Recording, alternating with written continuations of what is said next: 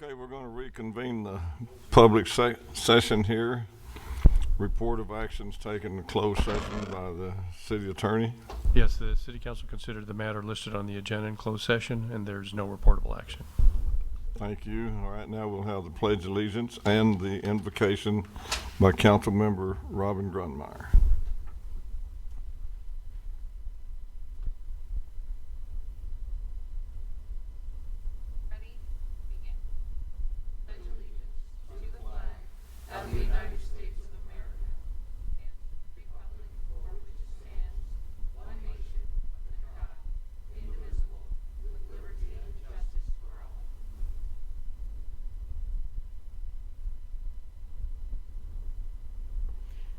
Ladies and gentlemen, if you please join me in a word of prayer.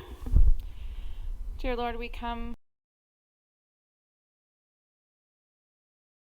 our country in a state of turmoil, and Lord, it's been a rough couple of weeks, and it seems like it's just one thing after another.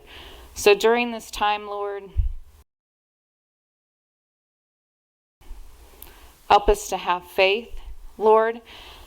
And Lord, we know that people want change and people want for everyone. And Lord, the only way that as Christians we know that that can happen is by the changing of people's hearts, Lord. The only way that things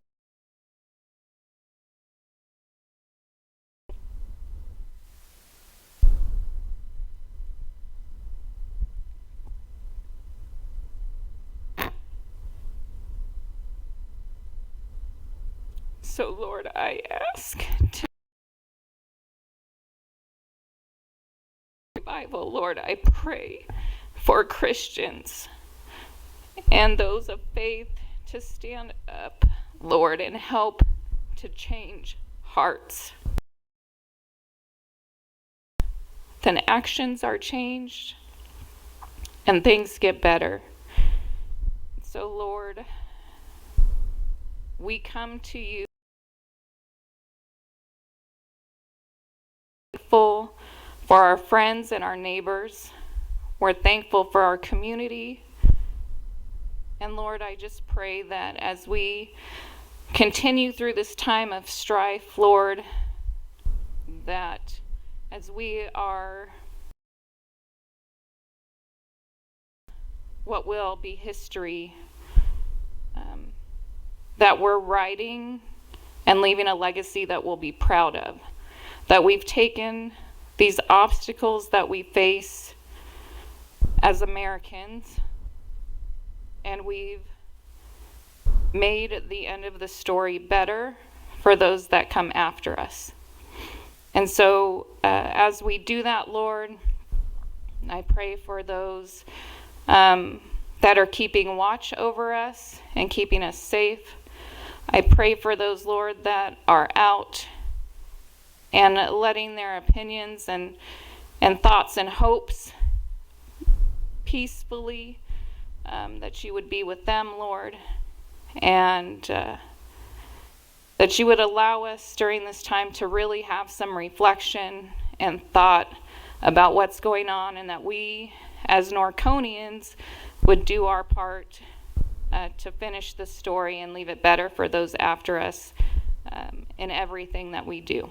In Jesus' name I pray. Amen. Amen.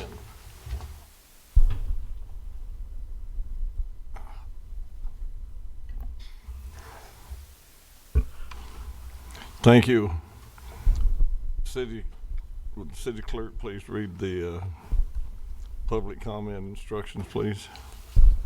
Good evening. The public is invited to participate in public comment by submitting their comments prior to the item being discussed closing by emailing citycouncil@ci.norco.ca.us. Please identify the item you are referencing, for example, general public comment, 2A, 2B, etc. Please limit comments to 250 words or less. All comments submitted before the item is closed will be read aloud at the meeting. Any comments received after this deadline and before the meeting has been adjourned will be maintained with the minutes of the meeting. Thank you. Thank you. And you want to add the agenda item, the continuation discussion of the budget. Okay, C matter requires a motion and 4/5 vote. yeah, we'll need a Make a motion. motion to add an emergency item. Second. We have a motion and a second. Madam Clerk, can you give the roll call vote, please? Councilmember Grummeyer? Yes. Councilmember Hoffman? Yes. Councilmember Newton? Yes. Mayor Pro Tem Bash? Yes. Mayor Hannah? Yes. Motion passes unanimous. Thank you. That item will be added. Our next item on the agenda is the City Council consent items. Items listed below under the consent calendar are considered to be routine and may be enacted by one motion. Prior to the motion to consider any action of the City Council, any public comments on any of the consent items will be heard. There will be no separate action unless members of the City Council or the audience request specific items to be removed from the consent calendar. Items removed from the consent calendar will be separately considered under item 3 of the agenda. Do we have any items that you wish to pull, anyone? D. E? Anybody else? Have a motion and a second to approve the rest. Call the vote, please. Councilmember Grummeyer? Yes. Councilmember Hoffman? Yes. Councilmember Newton? Yes. Mayor Pro Tem Bash? Yes. Mayor Hannah? Yes. All motion passes unanimous. Okay, item 2 is items pulled from the consent calendar. Greg, you got the item D. Thank you, Mayor. Most of this item, my questions I went over with Chad earlier in the week. So we kind of beat up all the little nonsense things, but there were two things I forgot to ask or mention. And it was, number one was, I certainly understand the sense of urgency of this. In the future, when we have a urgency item, could at least it be communicated to us as a heads up that, hey, we're going to have to do this, and it may exceed spending limits, just as a heads up type of thing. Absolutely. I thought I recall I did mention it because I think I informed the council that it completely melted, and we'd have to go back. I may not have. I apologize. And all I recall is we all took a tour with the battalion chief, and that's where it was pointed out to me. So that's all that remained in my mind was I saw the situation and I understood the sense of urgency. The other question that I just thought of, is there any recourse from whether it's FEMA or any other agency is because this was a disaster to be reimbursed? Is there any somewhere where we can be reimbursed for this cost? I'd have to defer that to Brian. I know he was working and keeping heads up with the activities and whether it be if this was declared as a disaster zone or whatnot. Is there any funding available? Because it's destruction of infrastructure. Yeah, there's a DR number assigned to this. We would need to identify the cost right away, and we can most certainly try to submit it. And I don't believe to my knowledge, it's been closed out. Okay, it's $56,000. Yeah, but we can definitely take a look at it. Okay, and would you follow up on that, please, and Yeah, report I'll that? work with Chad on that, and we can actually do a conference call with the person who heads that up from EMD. Okay. And then let us know either way on that. Absolutely. Okay, that's all I have. Motion to approve, Mayor. We have a motion and a second. Please call the vote. Councilmember Grummeyer? Yes. Councilmember Hoffman? Yes. Councilmember Newton? Yes. Mayor Pro Tem Bash? Yes. Mayor Hannah? Yes. Motion passes unanimous. Thank you. Next item is number 3 is public comments. This is the time when persons viewing wishing to address the City Council regarding matters not on the agenda may be heard. Please email the City Clerk so that you may be recognized. Your comments will be read at this time into the record. The Ralph M. Brown Act limits the City Council's ability to respond to comments on non-agendized matters at the time such comments are made. The City Council shall not discuss or take action relative to any general comment. You got any comment cards, ma'am? Yes, Mayor, I have 3. I'll read them into the record. The first one, my name is Cecilia Ibarra. I've been a resident of Norco for over 16 years. I graduated from Norco High in 2012 and UC Riverside in 2016. I have volunteered across Norco, Eastvale, Corona, and Riverside since I was a teenager. My roots are within the Inland Empire.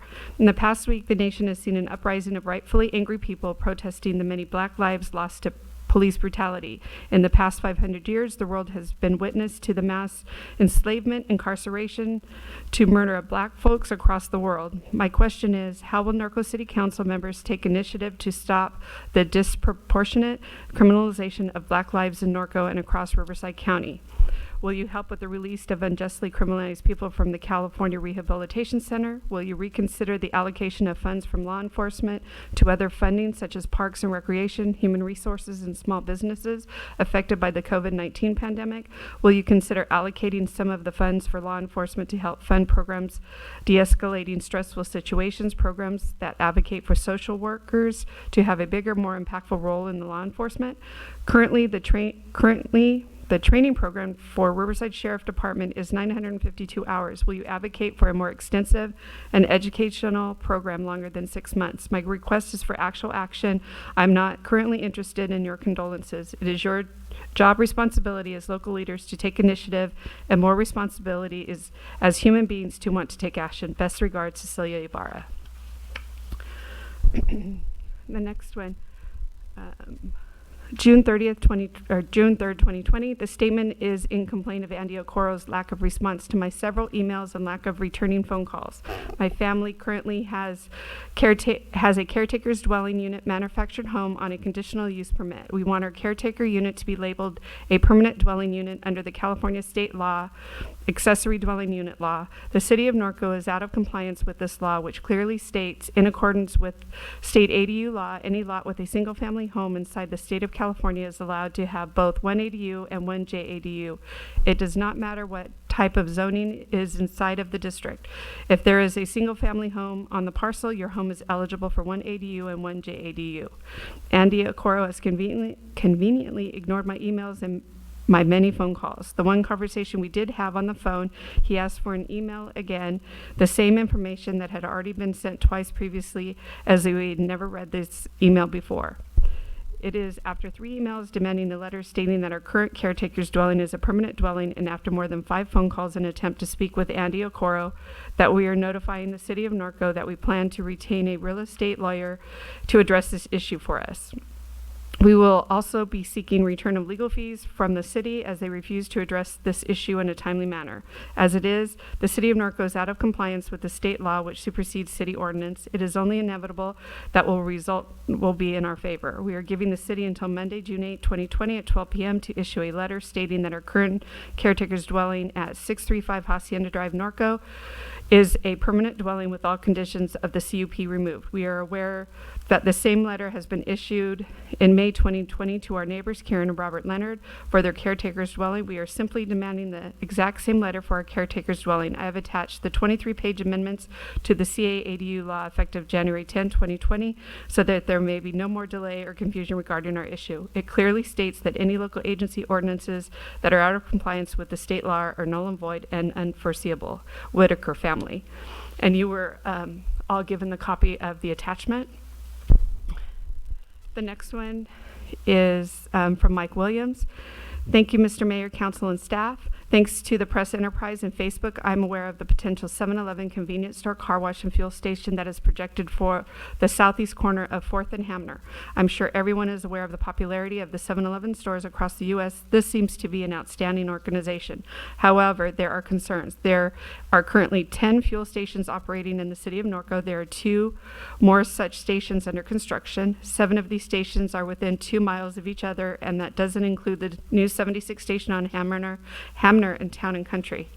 There is a Circle K store approximately 400 yards from the proposed 7-Eleven location.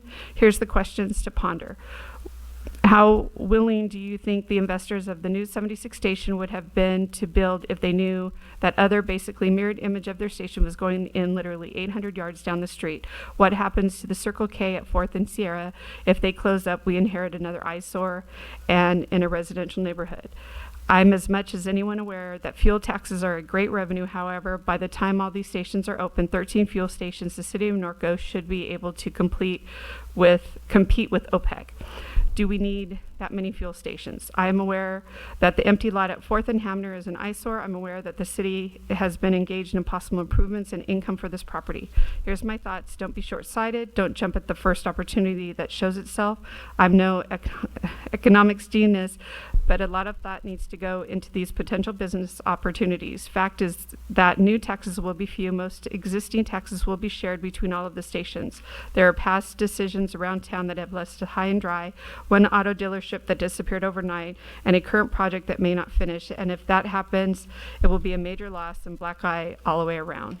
Please think long and hard before approving this project and realize the potential short and long-term issues that may come from this decision. Thank you for allowing this to be read, Mike Williams. And that's all the public comment. Let me just double check on my email. Mayor. Okay, thank you. One more.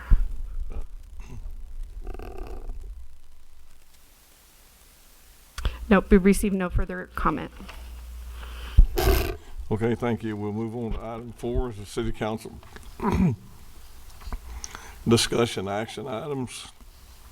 Order of presentation for discussion items. Staff report presentation. Council questions of staff. Public speakers in favor, against, or neutral. Council discussion and action.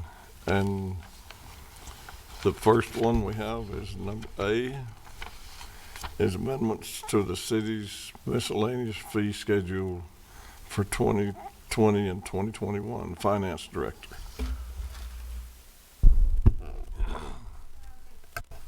It's on. It's on? Okay. She just didn't see it. Hi, good evening. We're here to provide you the amendments to the city's miscellaneous fee schedule for fiscal year 2021. Staff is recommending that City Council approve the adjustments on the fee schedule that's attached to your council agenda packet. Currently for next fiscal year, based on the CPI of that's done from March 2019 to March 2020, most of the fees you'll see have a 2.3% increase. In 2019, not this one, the fee schedule currently in place, there was a fee study conducted at the city that went through all the fees and the costs for the city, and they came up with recommendations, and last year you guys approved those, and these will just have that CPI increase on them. We do have a couple new fees that we're adding to the fee schedule for recommendation. One of them is from Parks and Rec. It's a pass-through fee. It's from the Southern California Municipal Athletic Federation Insurance, and it's a fee of $3. And this would provide coverage to the participants. From animal control, one of the new fees being requested is the owner request for a dead dog pickup. This is for any dogs that are currently non-licensed. Currently, they've been receiving a large amount of residents' requests to pick up deceased dogs, and these dogs are found to be non-licensed in the city. And so they're asking that the owner pick up that fee. That would include what normally would have cost if they would have been licensed through the city, and the $25 as a penalty. Animal control is also requesting a dead animal disposal when they do bring it in themselves to the animal shelter, and that fee would be $56. And it's sort of the same, but with this one is they're actually bringing it into the center. Currently, for licensed owners, it's $31, and the fee would be the $31 plus the $25 penalty. A new fee from Building and Safety. We have a project environmental review fee, and this is by outside consultants selected by the city. That would be the cost plus the 30% fee. This fee is for outside review of planning and environmental documents, which can be requested by the applicant or the city. And this pays for the cost of the consultant plus the 30% administrative fee. Building and safety also requests an inspection fee. This is performed by an outside consultant that's selected by the city, and that would also include the cost of the consultant plus 30% administrative fee. And this fee is for inspection by an outside consultant for projects that are conditioned to pay for inspections by, they are conditioned to pay for inspections by outside consultants at the request of the city. As we move to Public Works, they're requesting a service turn-on and / reconnection fee to be in compliance with Senate B 998 account that went into effect February 1st. This would be for turn-on service, $50 limit for any customers that would meet the exception criteria. There's criteria that they have to meet regarding the need to qualify for this program, and so their fee we cannot exceed the $50 amount if they meet this the qualifications. In addition, there's also an after-hours fee that is also capped at $150 if they meet this qualification. So those are the new fees that are being presented in the fee schedule. We do also have a couple modifications of our current fees. With Parks and Rec, we have a booking fee that would give it a max of $350, so it would be $7 per date. The existing fee is $6 based on 50 dates. That has a maximum of 50 dates, so it converts to $300. However, the fee was intended for special consideration groups, and if they hit over for those that hit over 50 dates. That fee was never matched, and to increase to the $7, so that would result in the max of $350. Animal Control has a couple fees, changes to their current fees. One is the dog quarantine daily board to be at $25. Currently, it's at $20 a day. They're requesting a fee to cover the cost of additional handling given to a quarantine dog, which includes moving, feeding, cleaning, repairs, and staff time, requiring additional staff to be present and encouraging owners to be more responsible and attentive to during the training of their pet. The next item is euthanasia for a dog or a cat of $118. Currently, the existing fee is $102, and this we are requesting that the fee to cover the cost for use of sedatives and to recover the expenses of the department. In addition, the annual animal disposal service costs have increased. Another fee that Animal Control is asking for modification is the owner surrender for cats and dogs, and would also need to add the vaccine cost, and that's at $117. Currently, the existing fee is $58, and the fee is requesting to cover the cost of caring and housing for the animal, which includes office time, handling the paperwork, kennel processing, daily board, and superintendent oversight. Those are the changes and any new fees from the current fee schedule that we have. If you have any questions. Ted? Yeah, Lizette, and I would expect you to turn to Brian and Chad or Steve if you don't have the answers. Brian, Animal Control, those are brand new owner requests for dead dog pickup and dead animal disposal? Yes, for non-licensed dogs. For non-licensed dogs. Currently, we do not have that fee, and these would be when you have an owner request for a dead dog pickup or a dead animal disposal that is brought in, where the person has just not license their dog.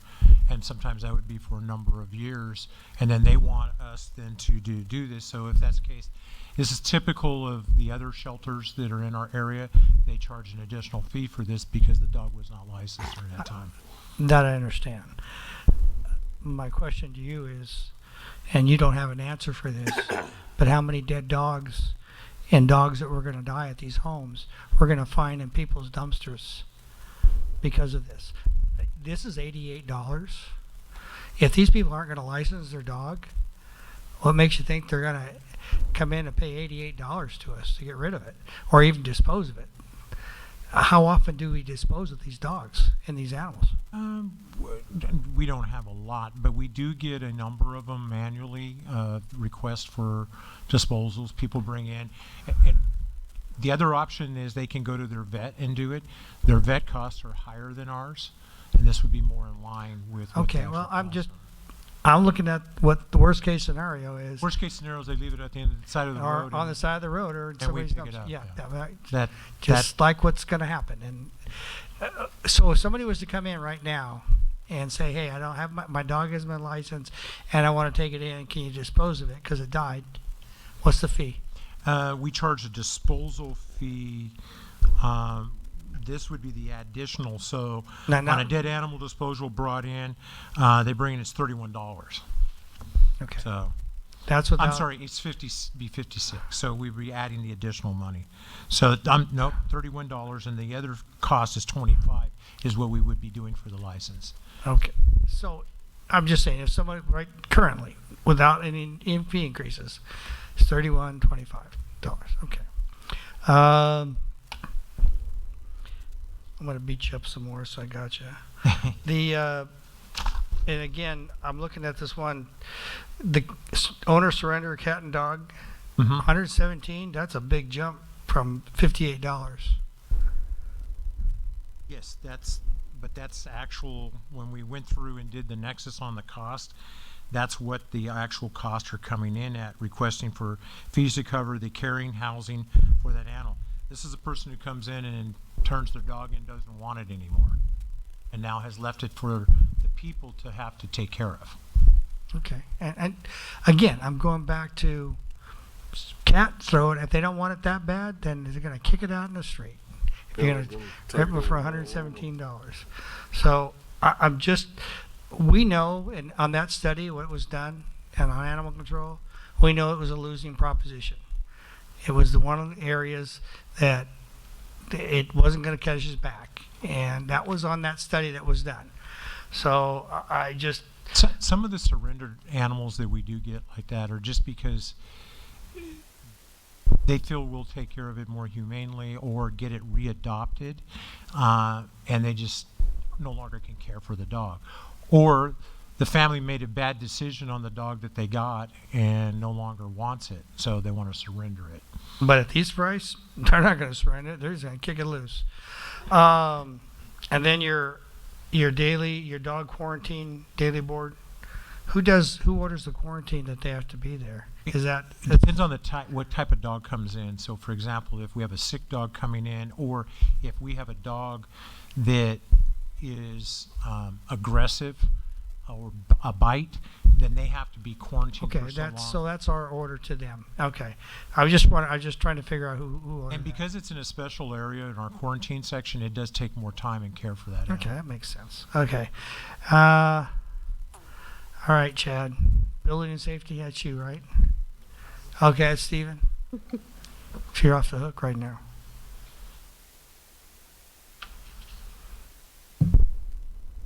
What is 30% all about? Well, it's the overhead, because every time we have an outside agency review something for us, we have to review it too, because we have to know what's being approved and what's being recommended to be done. So that's what that is for, is to cover that cost. So, and Andy's probably got I figured it was going to cover the cost, but I can answer that. I'm just trying to figure out where 30% came from. Staff still does the handling of this plan that is being reviewed by a third party outside reviewer.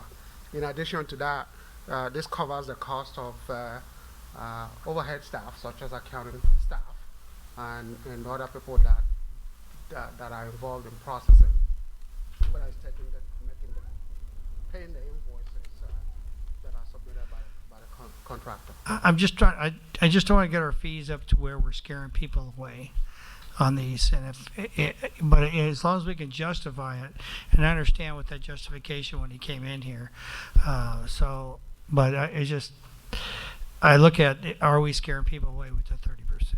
So, and I think that was all the ones I had. I had some individual questions on those other fees, but those are the major ones. That's it. Thank you, Mayor. Evan? I'm okay with everything but the 30%. Thank you. Robin? I have a question on the utility fees. So was that right? How many accounts in Norco qualify under the SB 998? Do you know yet, or has anybody applied? No, nobody's applied. It is they have to meet like their poverty levels is really low. There's also there's about 5 different steps. Like they have to be medically, so they would have to have a note from their doctors to meet. And I don't recall the other 2 specifications, Chad. Yeah, there's basically 3, I think it's 4 criteria, but nobody has applied for it yet. Okay. Yeah. And then the only other question that I had was in relation to that, and it's on the after hours fee.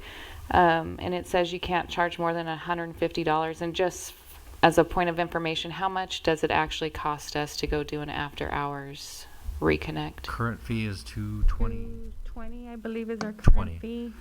We can increase these fees after the initial year by CPI, so you're allowed to increase them over time. So it's not fixed, either the 50 or the 150, but they've selected those are the starting points. So we will next year increase that by both those fees by CPI. Okay, and then the only other question that I had regarding the SB 998 is obviously it's mandated by the state, and we're taking a loss, I'm assuming, under both fees the way they are scheduled. Is there like a credit or a subsidy or anything from the state, or is it another one of those you're just going to do this and you'll absorb the cost? That's correct. We just have to absorb the cost. Okay, thank you. Greg? Thank you, Mayor. With Ted's comments, I somewhat concur on the animal control increases, on the owner surrender, and for the non-licensed. I'm kind of the same feeling that they're not going to pay the fee. I think we should probably just keep that fee currently where it's at. But overall, I'm in agreement with Ted's comments on animal control. The 30% on building safety, that one I had marked, that struck me as a little high, but Andy, I think you're comfortable with that, so I'll go along with that issue. But then getting further into the weeds, where I do have a concern that maybe it'll stretch from not only on fees, but we have a new inspection fee, and that's outdoor landscape irrigation review. That's fully burdened at an hourly rate. But right above it, it's new inspection fee by outside consultant is the cost of that plus 30%. Are those one and the same? Where it says we have an outside consultant on this new inspection fee, and then it's right below it's outdoor landscape irrigation review. So I guess I'm going to, are we doing landscape review in-house, or are we going outside with that? Or does the project determine that? The magnitude of the project. It's under Table C, Planning Department.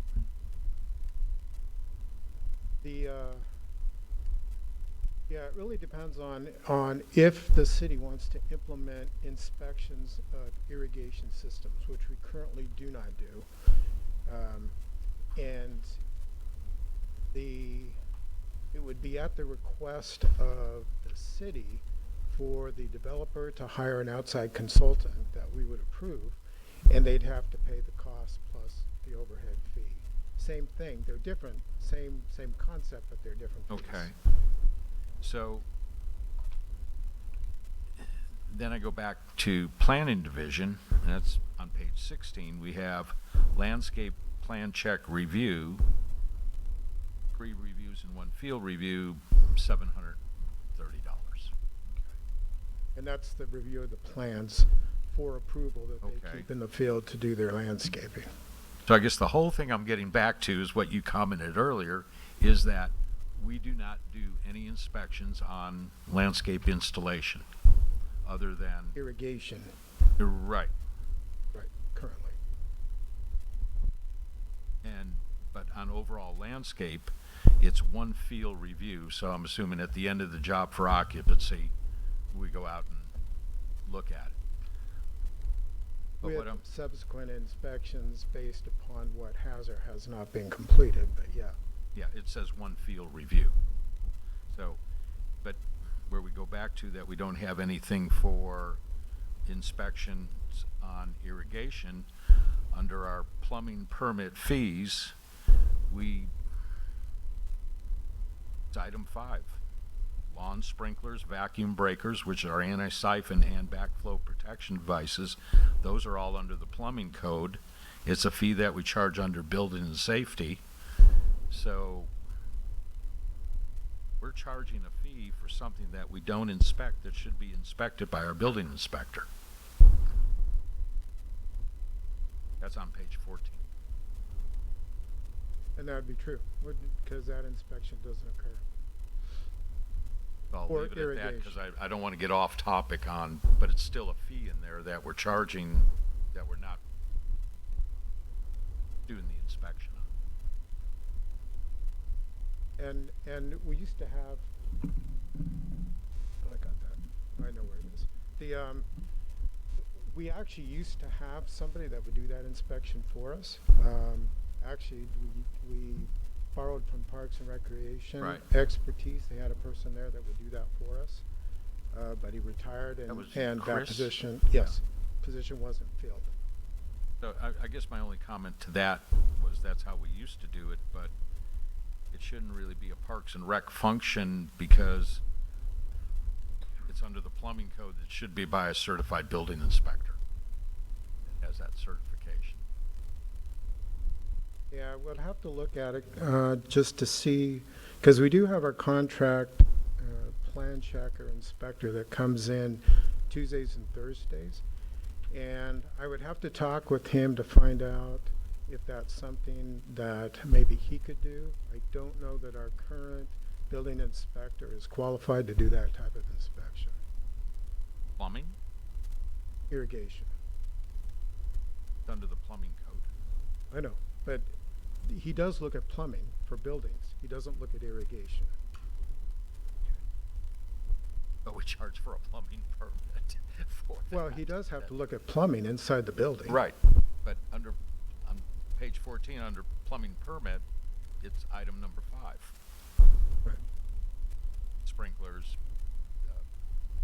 anti-siphons and backflows.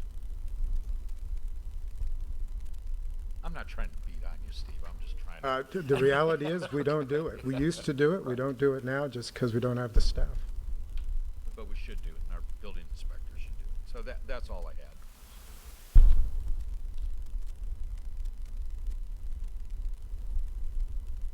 The only thing, did anybody else have anything for Steve? The only thing I had was, I'll agree with Greg and Ted on the animals.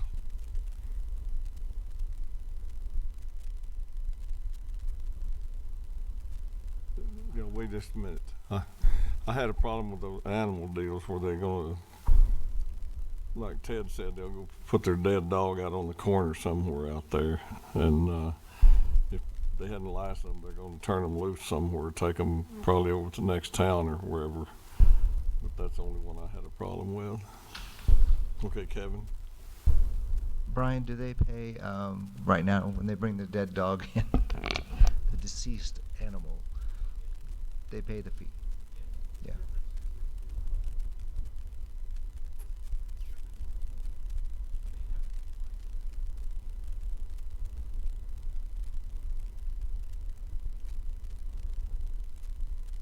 So, I don't know, I'm fine with it, but I'll go along with council on that. I think they'll pay. If they're gonna bring a dead dog in, they're gonna pay the fee. What are they gonna do? Say, I'm not gonna pay the fee and take it and put it in your dumpster? I mean, by the time they get inside, they're gonna pay the fee.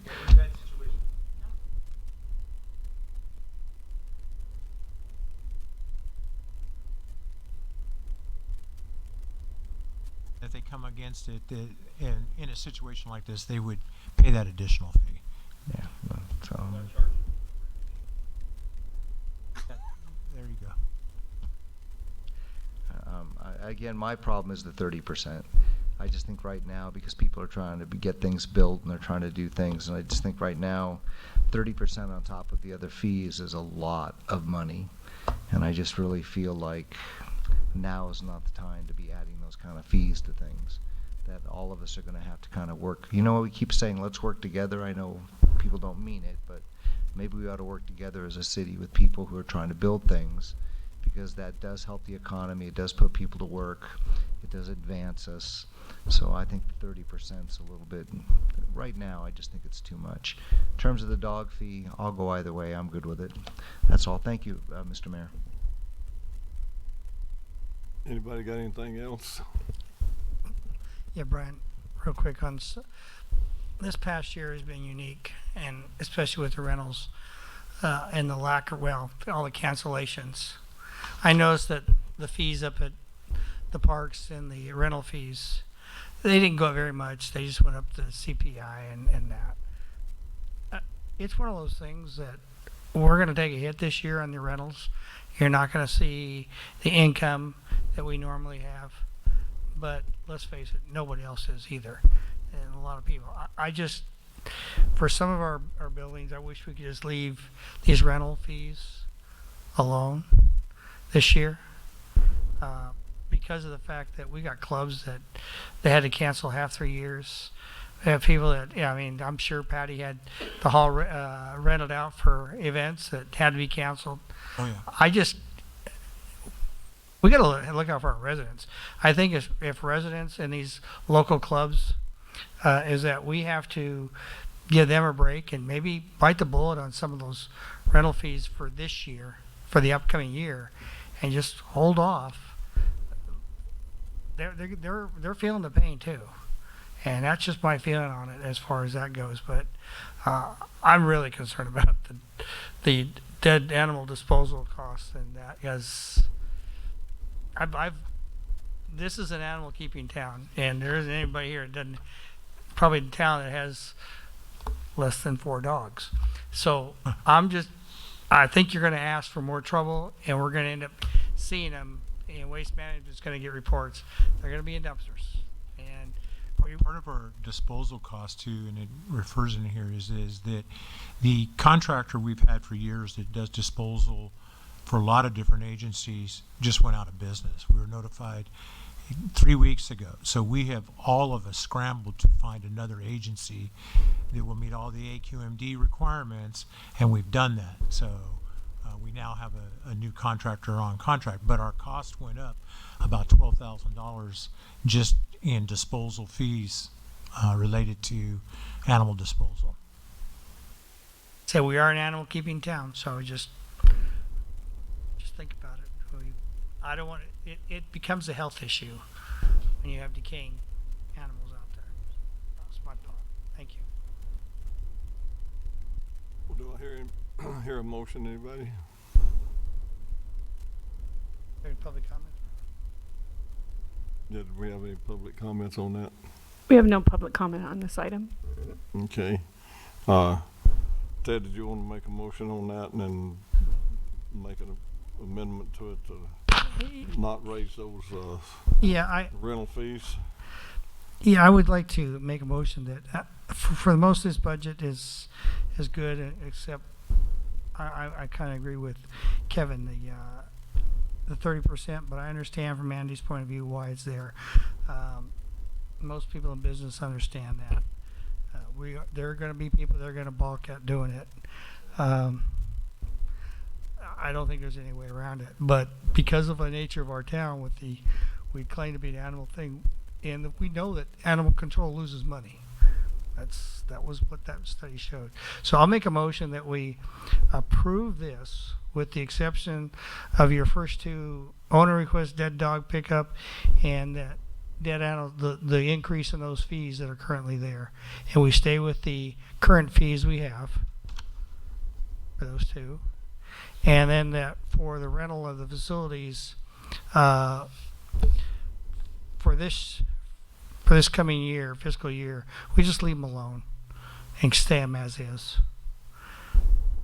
So in our regular fee schedule, those that went up by CPI, you're recommending they not go up by CPI. Is that what?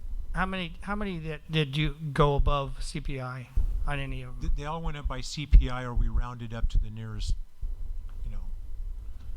dollar. Okay, I'll leave those alone. I just didn't want to see any major Yeah, increases. these are the only ones that were adjusted as per. Is the two that you brought up there? We can leave those two as it is. That's my motion. Leave the disposal fees and the cat fee too. The other one, leave it at 58. Because otherwise, we're going to have that situation. Okay, did you get that motion? Thank you. Okay, I'll second it. Please vote. Councilmember Grummeyer? Councilmember Hoffman? Yes. Councilmember Newton? Mayor Pro Tem Bash? Mayor Hanna? Yes. Motion passes unanimous. Motion passes with 4. Mayor Pro Tem Bash voting no. Sorry. Habit. Thank you. Okay, now our next item was the special addition we made to the agenda, and that was to complete this section that we started on earlier.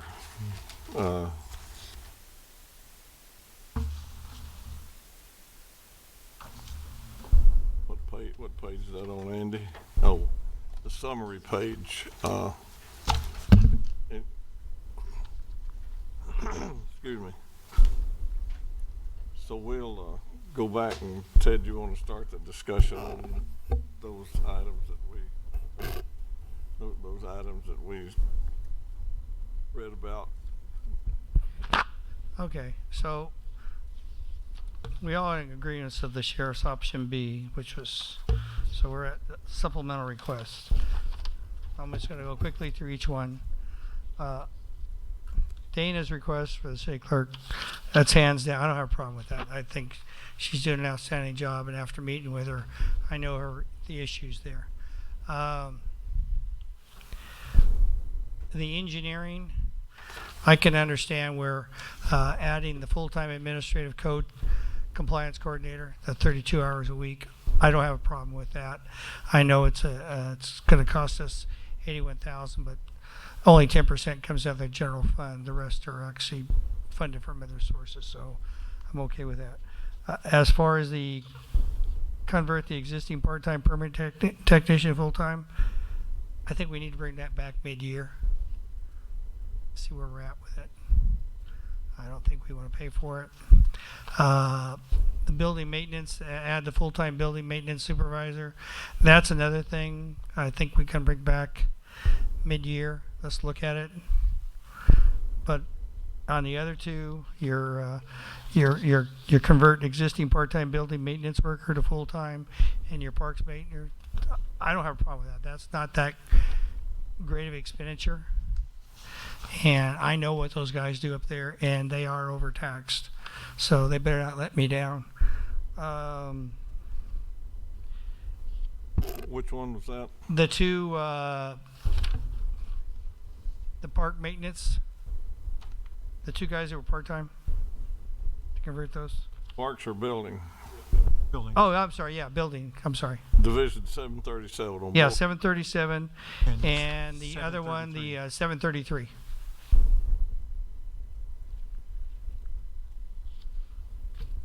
Wait just a minute. You're saying you're okay with both of the 737s? No, not the full time. Bring that back in 6 months. Mid-year review.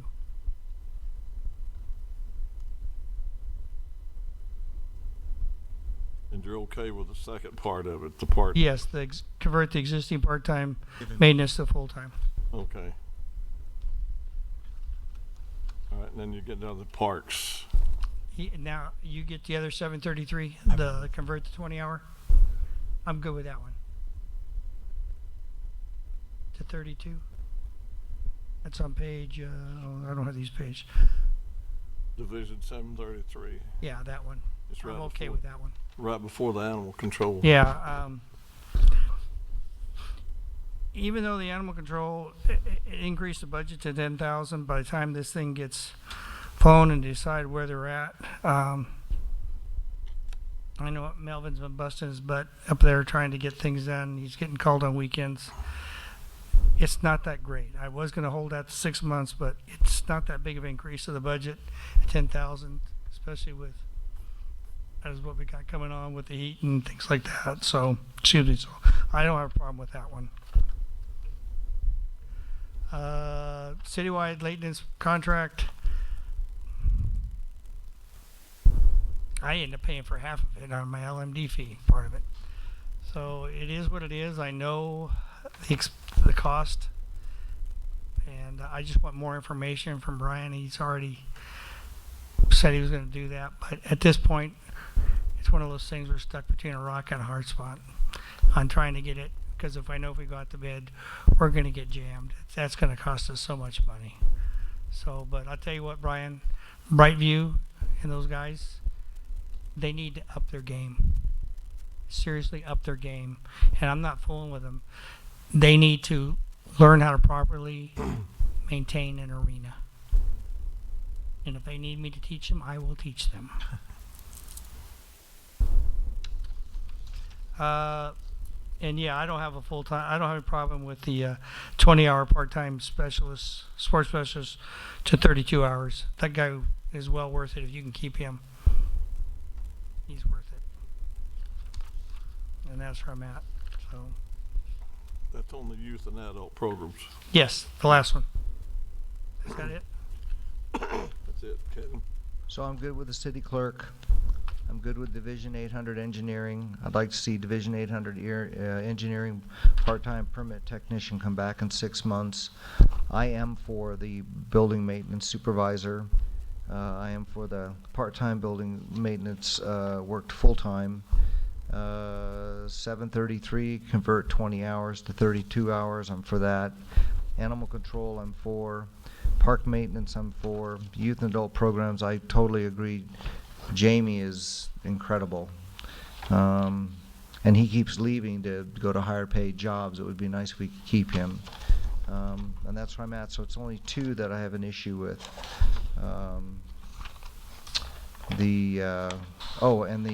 I'm also for the, I missed it, the LMD, youth and adult programs, sports specialists, I'm for. Park maintenance, I don't know where it went, where it happened to my LMD. The increase from the senior officer for animal control and to supervisor. Yeah, I'm good with that one. It's one right before Jamie. Oh, here it is. Park maintenance, yeah, I'm for that one too also. So really the only ones I am for, and in fact in better times, I would approve them all. It's the part-time technician, and actually I think I'm for all of them except for that one, and I just want to see that one in 6 months.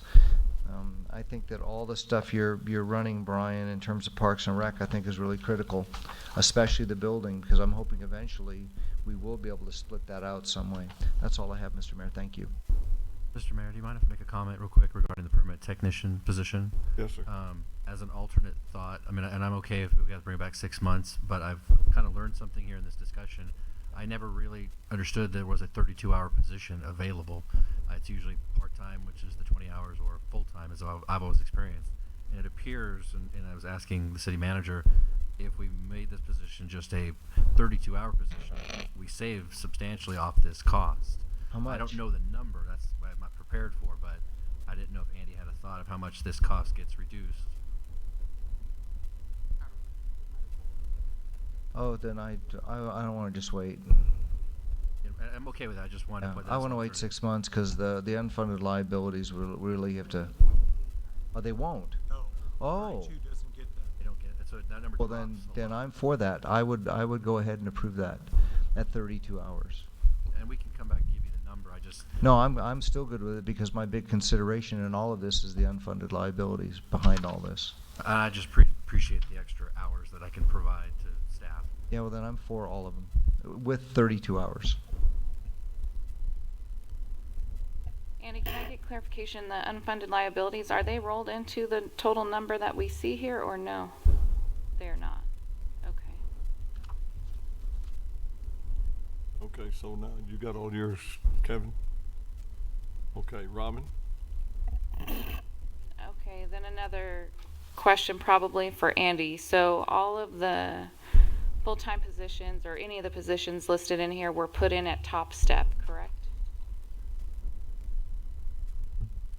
Okay, so out of all of these positions, how many of them does staff foresee going in at top step? 100% of them? 50% of them? 0? Likely that will hire at a top step.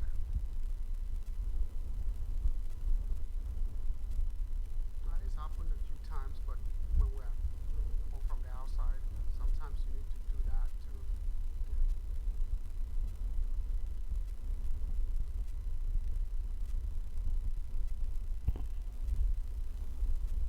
I've only had one who, in the last few years, that came in at top step. The rest have all been somewhere below the middle steps.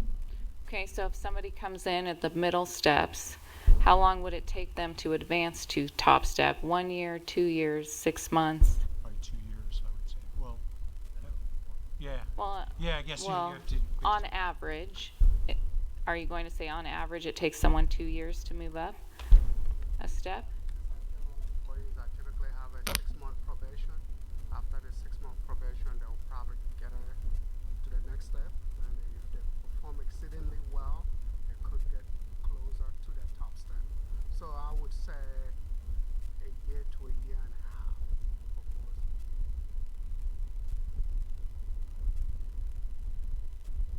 Okay.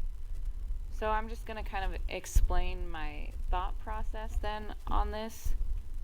The first one is, I think all of us up here want to help our staff to be successful, because when our staff are successful, they're meeting the needs of the residents and the community, and then the residents who are our ultimate people that we answer to are going to be happy and getting the services provided in a manner which they deserve to be provided.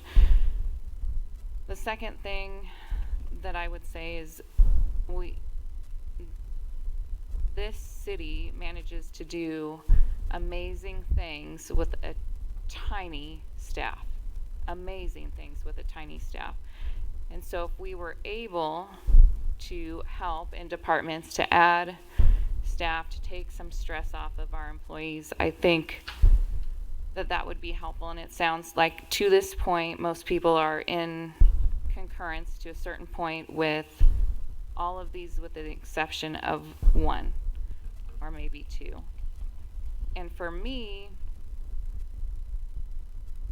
looking at the fact that we've offset our sheriff's costs to almost the same amount that this whole supplemental package would impact the general fund, I'm just wondering if it's in the best interest to maybe take the step and approve this, considering that we weren't necessarily coming in on the top step on everything, that we have a year and a half to 2 years before any might potentially get to that point. And by then, hopefully, well, by then the economy has to turn around within 2 years, you would think. And that we have other projects and things coming on that will help get us closer to that balanced budget. So I'm going to be optimistic and hope that we're in a better place in a couple years, and then just thinking about the staff and the meetings that we've had with staff and how people are doing 3 and 4 and 5 jobs. They, I just feel like we need to be able to give city staff the resources and the help that they need. So I would, at this point in time, be in favor of approving the entire supplemental request. But I also don't want to have to come back in 2 years and tell people, sorry, we can't afford you anymore. So that's kind of that little caveat that I have in the back of my mind, is I don't want to have to be that person in 2 years to be like, sorry, it was a good plan, but it didn't quite work out. So, and Andy doesn't have his crystal ball yet. So,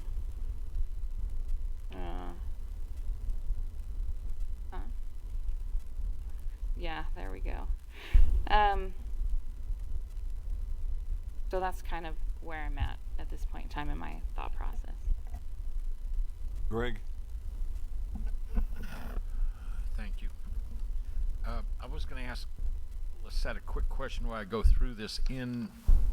It's just kind of looking something up. In Division 737 Building Maintenance, do we have, or do you have a number available of what we spend today, expenditures in building maintenance?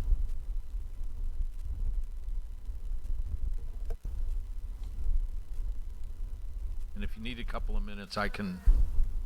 Where we currently are, where we expect to be at the end of this month. 'Cause where we expect to be would be fine, or whichever one you have. And 737, you said? Yeah, I think that would be correct. Division 737 Building Maintenance.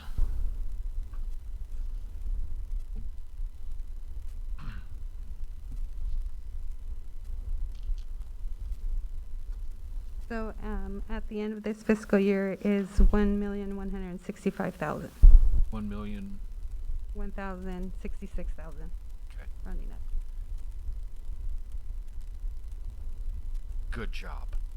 That's it. Okay. Got it. Just to, Oh, I'm not done. oh, okay, I was just Okay. going to give you how the breakout, I can give you the breakouts if you Yeah, want. I'm just kind of... Lizette it's beat- more of a philosophy. Lizette beat you to it, Brian. Okay. So just going by the numbers on city clerk, I'm certainly fine with those numbers. Engineering for compliance coordinator, that's a yes also. And I'd, like we talked about earlier, is to look at small administrative fees to try to offset some of that cost. Part-time permit tech to go to 32 hours. I would certainly support that. Building maintenance, this is for a maintenance supervisor and a maintenance worker. So right now we're looking at a cost of $441, approximate for those two positions, $125,000. And today, Brian, you are spending $1,166,000 on maintaining these buildings. So by being efficient, okay, saving money is earning money. And I think you can be creative enough to figure out how you can get $125,000 savings out of the $1,166,000 that you're spending in efficiency. That's my challenge to you, and that's why I approve those two positions. But if you save a buck, you're earning a buck on it. Parks maintenance, to go to 32 hours, I would support that. Animal controls, that's fine. Park maintenance, I'm going to take that as okay as a placeholder right now. That's all going to come back to us for further negotiations, correct? And The addendum will come back through the extension of the contract. okay, and then youth and adult programs, yes. That's all I have, Mayor. Thank you. Okay.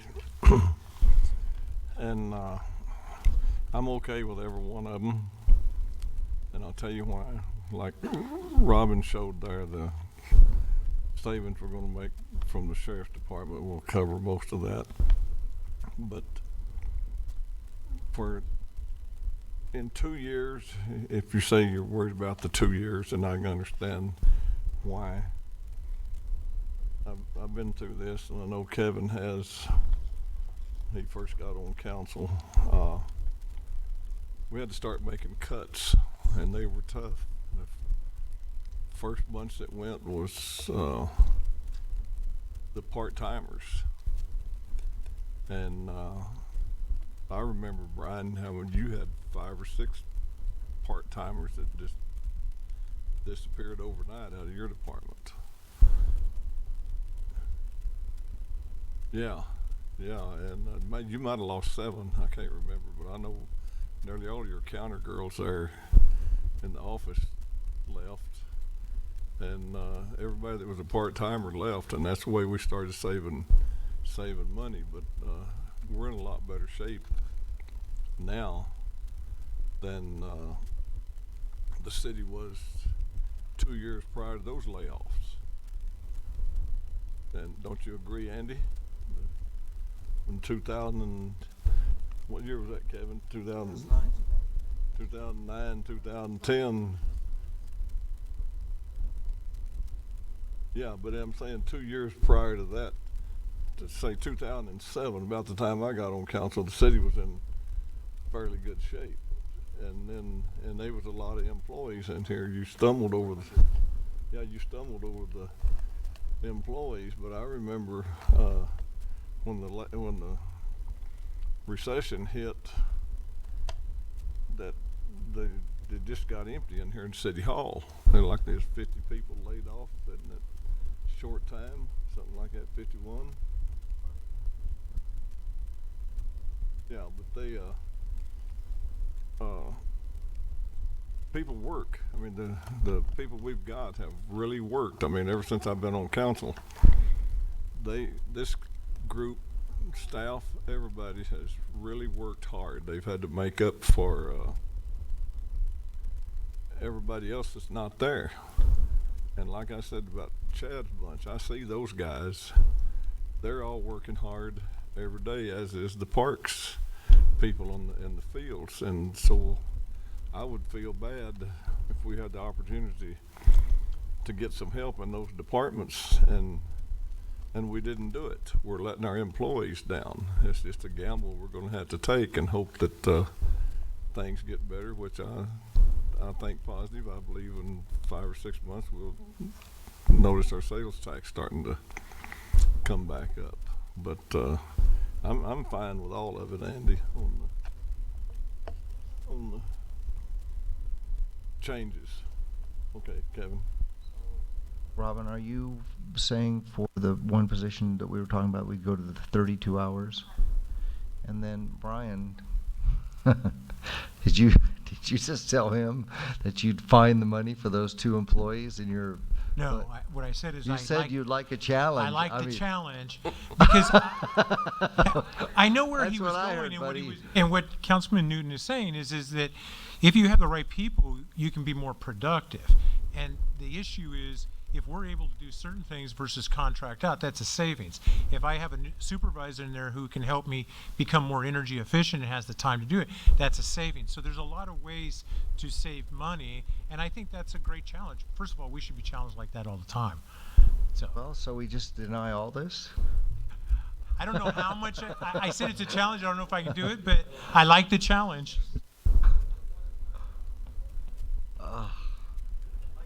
Yeah, And go ahead, Robin.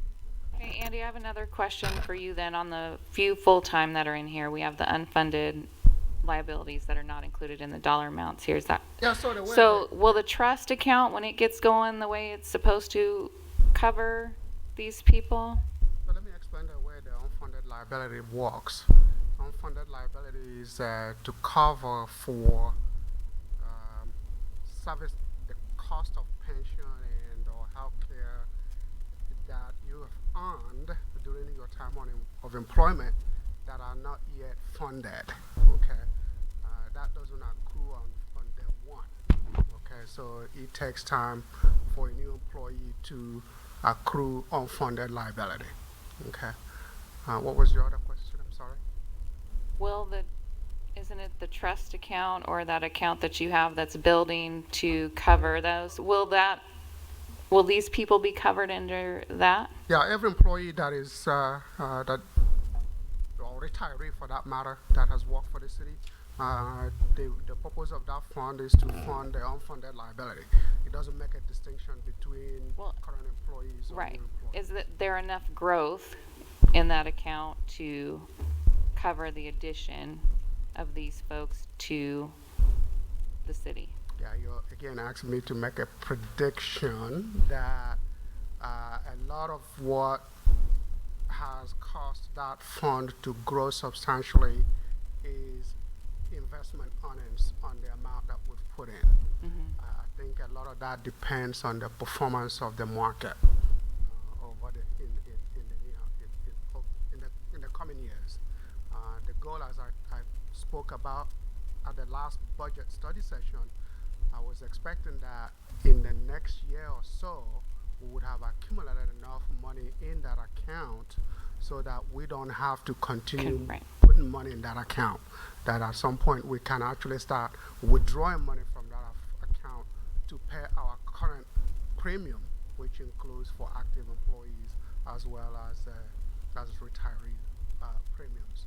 So then maybe I have a better question. Will the additional staffing at City Hall increase the amount of contributions that we will need to make to that account, or do you still foresee that timeline staying the same? No, we're not increasing that amount. If you remember, last year we actually reduced that amount somewhat, and we are still holding at those amounts, which is, I believe, $300,000 annually additional contribution. Okay, thank you. Okay, that's it. Everybody's in agreement. And Andy, you got your direction on what you do. We don't, huh?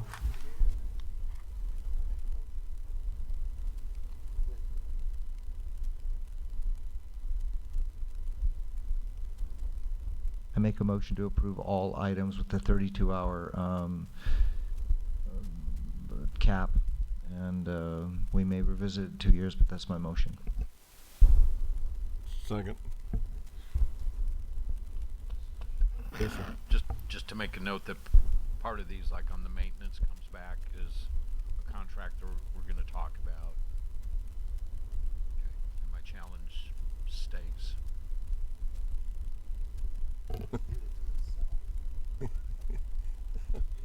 Okay. Call the roll vote, please. Councilmember Grummeyer? Councilmember Hoffman? Yes, with the provision that Petrie's got to come up with that. Councilmember Newton? Yes. Mayor Pro Tem Bash?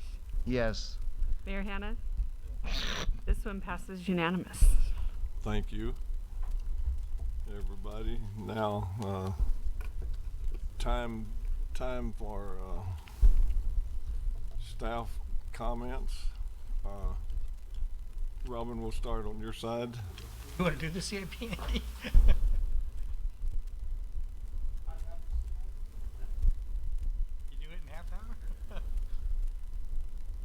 Robin, we'll start on your side.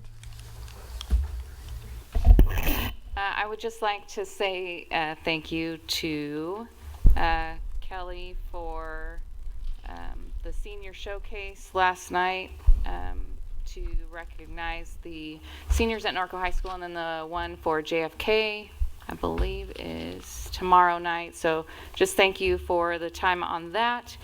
It was appreciated by the community, and also got a shout out at our staff meeting this afternoon. So thanks. Greg?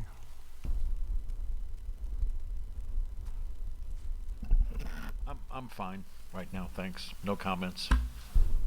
Okay, Dana? Comments this evening. Thank you, Mayor. Chad?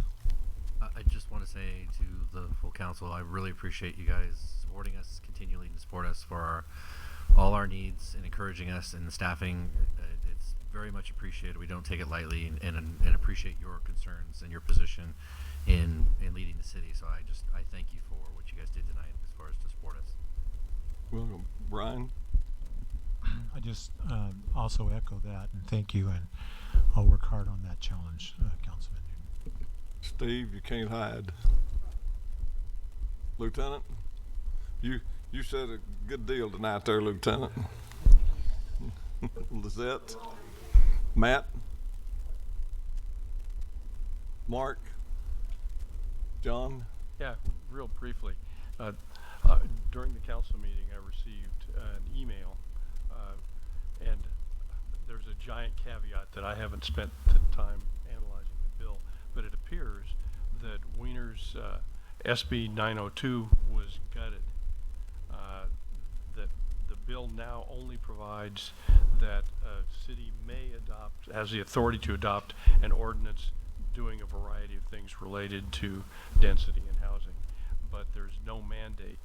At least that's what it appears to be. The bill is only about 1/3 of its original language, so that is a good thing, but again, I haven't read it, and I've done enough of an analysis to guarantee what I'm telling you is true, but it appears to be the case. Might be a start. Yeah. Andy? A couple of things. First of all, I do want to join Brian, Chad, and City Clerk as well, as well as the rest of the staff, to thank the City Council for providing the resources we need. I think you have come to recognize that staff works hard. We need the resources in order to continue providing the level of services that we have to provide.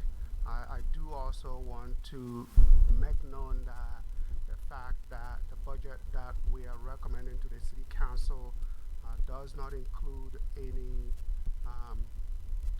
cost of living allowances for any of these employees. So in essence, they are making sacrifices, recognizing that they are making additional requests.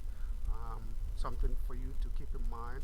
We will revisit that situation at mid-year and see where we are with the budget.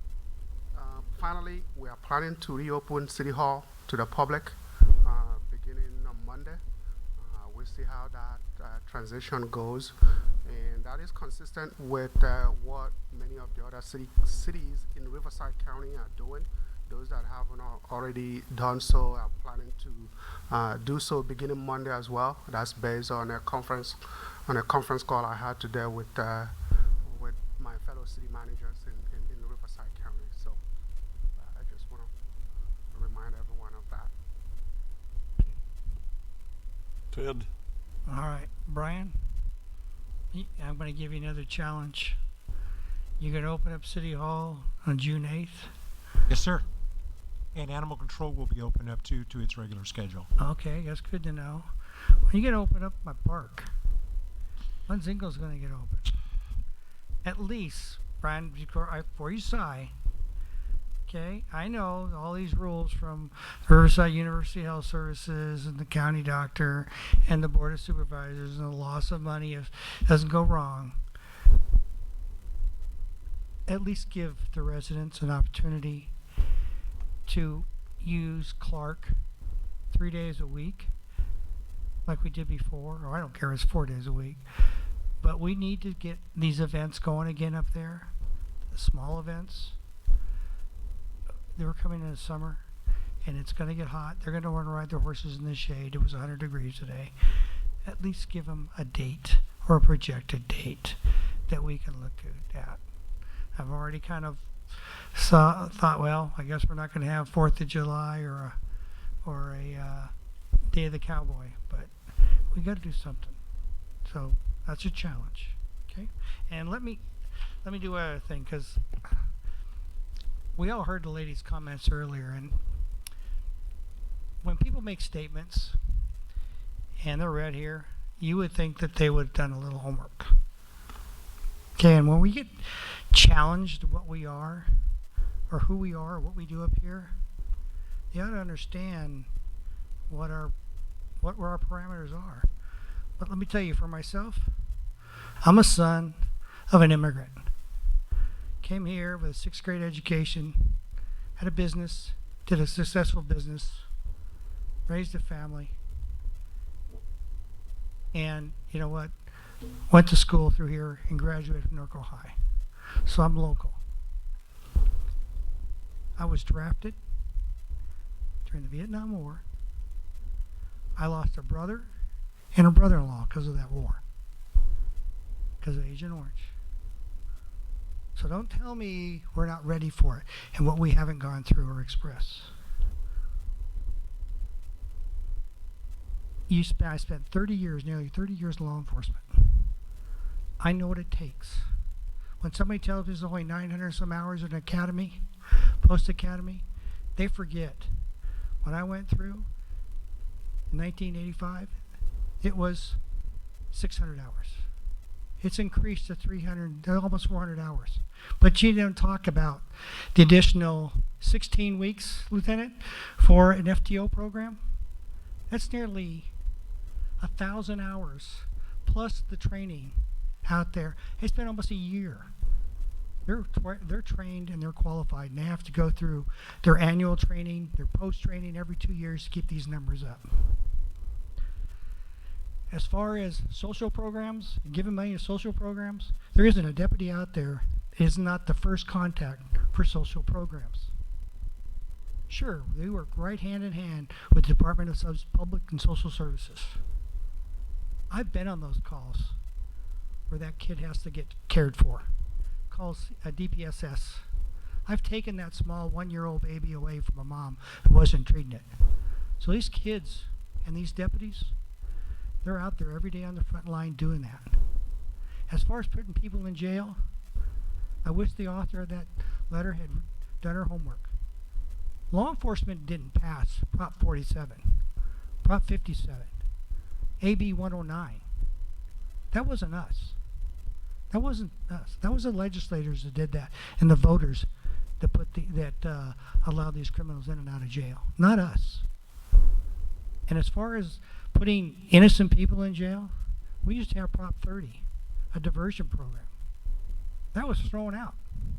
That was the one thing that kept people out of jail. The legislators threw that one out. So please, if you're going to write us letters and condemn us or tell us what we're going to do or not do, get your information correct. Or ask us individually. Call me. Call Lieutenant. He'll tell you. I'm 68 years old. I listen to a young and old alike. But please, get your facts in order. And that's all I said. Thank you. Thank you. Kevin? I just wanted to say I went to the graduation from Norco High School, and I was really impressed. It was kind of neat that the parents and grandparents, they were all stacked in cars, and the kid would get out, and they got to see it like 10 feet away instead of like me, it was binoculars. And I was also very impressed with the staff. I mean, they obviously cared about those kids, and Robin did a great job with the setting up the stage, and it was really beautiful. And then because this affects a city employee, Travis, Myrna's son, is the recipient of the George A. Ingalls Veterans Memorial Scholarship. That's $2,500. And then we had an unknown anonymous donation because she is a sucker. She just insisted, one of the judges insisted that the second runner-up, Ayla Mendoza, also get a scholarship. And she actually funded that, and then somebody matched it, so it looks like she's also going to get a full scholarship. So we're giving away about $5,000 for 2 people, so we're really, really pleased about that. But I was really happy because Travis, of course, is Myrna in Human Resources. That's her son.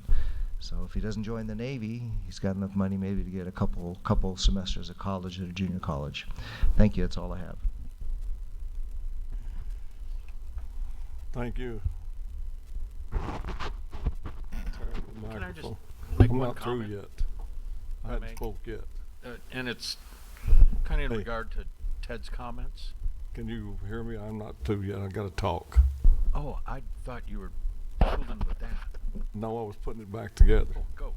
No, I was just gonna go along with Ted on the opening of that arena, Brian, 'cause we built it for the people, and it'd be like up at the memorial, they're adult enough, they're not gonna go in there and congregate, and if anybody's sitting in the bleachers or whatever, they don't sit with 2 or 3 people at a time, and the people need a place to go ride while it's cool, under the shade, and we need to get those events started back up there because another town over here is getting all of them. And it's not fair to our residents to have to travel. And it's not fair to our cities that the money's going over there. I think that we need to think about opening it up, if it's just the one at first, and let them go up there and have a good time, because it's not going to hurt anything, and I don't foresee any health people going up there and trying to run people off if they're on horses. That's all I've got. All right, Greg. I apologize, Berwin. I thought you were choking on that little bit of foam or something. You don't have your hearing aid in, so I forgive you. Ted, I just wanted to, it kind of is Ted's comment about the one letter that we received. Though within that body, there was a request that funding from law enforcement and to fund other items like parks and recreation and other programs. And in essence, we somewhat did that tonight by saving money on our sheriff's budget and reallocated a lot of that funding to the various parks and recreation programs that where we hired or increased hours of operation. So we did meet some of that request. And that's the only comment I wanted to make on that. Thank you. Thank you. Well, if that's all, we will adjourn. Thank you.